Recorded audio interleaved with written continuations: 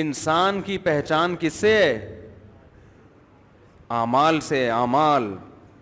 قرآن کیا کہتا ہے؟ ما کان لبشر ان یکلمہ اللہ، ما کان لبشر ان یؤتیہ اللہ الکتاب والحکمہ.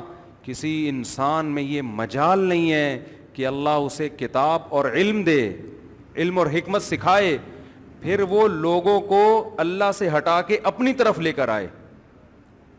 ثم یقول للناس، پھر وہ پبلک کو یہ کہے کونوا عباد لی، میرے غلام بن جاؤ.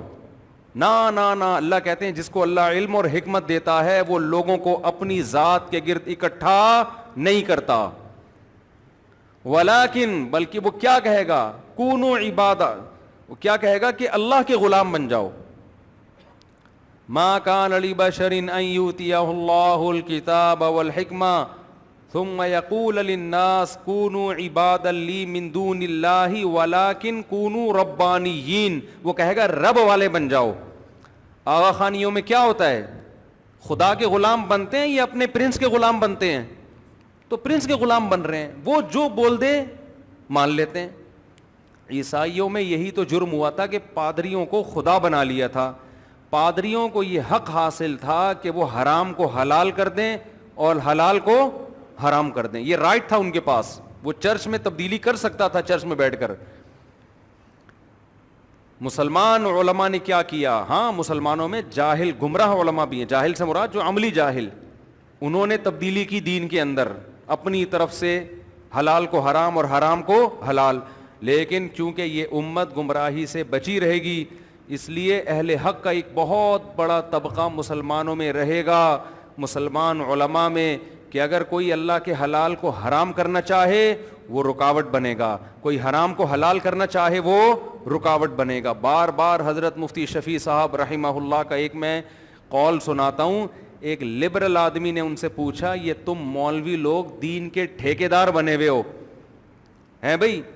تم بولتے ہو حلال ہے تو پبلک کہے گی حلال ہے، تم بولتے ہو حرام ہے تو پبلک کہے گی حرام. تم یہ جو نئے نئے اسکالرز آ رہے ہیں ان کی ریسرچ کو غلط کہتے ہو اور خود بتاتے رہتے ہو یہ حلال ہے یہ حرام ہے، تم ٹھیکیدار ہو. انہوں نے فرمایا ہم ٹھیکیدار نہیں ہیں، چوکیدار ہیں. ہم ٹھیکیدار نہیں ہیں، چوکیدار ہیں. چوکیدار کا کام کیا ہوتا ہے؟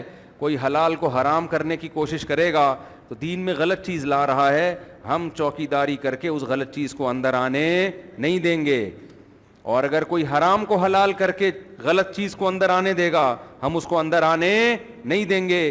خوب سمجھ لو، مولوی لوگ ٹھیکیدار نہیں ہوتے، دین کے چوکیدار بہرحال ضرور ہوتے ہیں. کہ اگر تمہیں کوئی قرآن و حدیث کے نام پہ کوئی سیکولر یا لبرل اسکالر تمہیں الو بنانے کی کوشش کرے اور غلط چیز، اور وہ یہ کہنا شروع کر دے کہ کل آپ نے امتحان دینا ہے تو آج روزہ چھوڑ سکتے ہیں، تو مولوی چوکیداری کر کے بتائے گا کہ رمضان کا روزہ چھوڑنے کی اجازت پیپر کے خوف سے نہیں ہے. رمضان کا روزہ صرف مریض چھوڑ سکتا ہے اور وہ جو سفر میں ہو، اس کے علاوہ کوئی بھی نہیں چھوڑ سکتا.